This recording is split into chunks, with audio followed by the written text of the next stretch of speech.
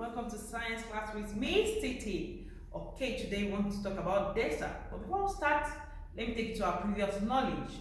We started land environment. I told you we have two types of environment. We have the land and we have the water.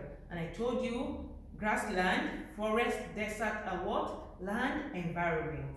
Is that okay? Ocean and swamp are what? Water environment. So I've taught you about grassland, and I told you grassland is covered with grasses. And when you go to the forest, you see a lot of big trees, many trees, and some plants.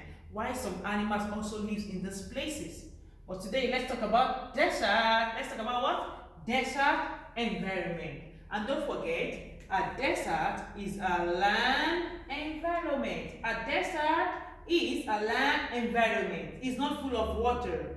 Have you been to, there's this desert in UAE, Safari Desert. If you get there, you know what I'm talking about. It's a land, there's a lot of sand in the desert.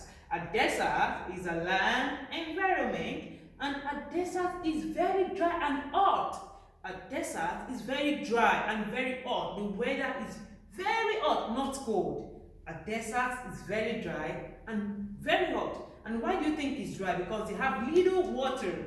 Because they have little water, little rain. It's not like wetland, it's not like grassland, it's not like forest.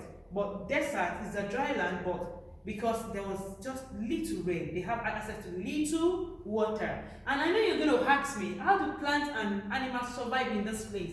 How do plants and animals survive? Because I told you animals need water, I told you plants need water. So how do plants and animals survive? Let's go back to the board.